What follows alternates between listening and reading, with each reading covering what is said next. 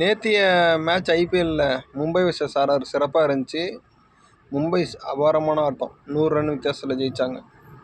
நம்ம ரிக்கில்டனாக இருக்கட்டும், ரோஹித் சர்மாவாக இருக்கட்டும், சூரியகுமாராக இருக்கட்டும், ஹர்திக் பாண்டியாவாக இருக்கட்டும், எல்லாம் சிறப்பாக செஞ்சு விட்டாங்க சம்பவத்தை. நேற்றுக்கு தான் அப்படியே இந்தியன் டீமை பார்த்த மாதிரி ஒரு சந்தோஷம் இருந்துச்சு. பட் ஆனால் ஒரு வருத்தம் என்னென்னா, நம்மளோட இளம் சிங்கம் சூரியவன்சியால் செபிக்க முடியல.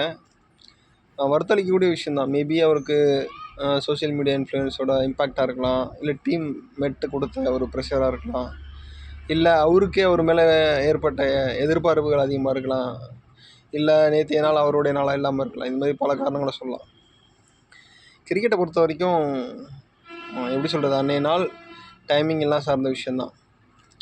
நமக்கு எப்படி சொல்கிறதுனா, கிரிக்கெட் தெரிஞ்ச எல்லாத்துக்குமே தெரியும், 2 பிளேயர்கள், ஒன்று சச்சின், இன்னொருத்தர் வந்து வாசிம் ஜாஃபர். தொடர்ந்து வாய்ப்புகளும் தொடர்ந்து முயற்சியும் இருந்ததுனால சச்சினை உலகம் பூரா தெரிஞ்சிச்சு.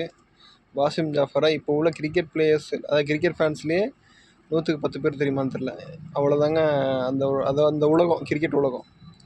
அதனால் அந்த பையனை காலி பண்ணிட வேணாங்கிறது தான் என்னோடய சின்ன வேண்டுகோள். சரியான முறையில் வழிநடத்தி நல்ல ஒரு பிளேயரை இந்தியாவுக்கு கொடுக்கணுங்கிறது தான் என்னோடய தாழ்மையான கருத்து. நன்றி, வணக்கம்.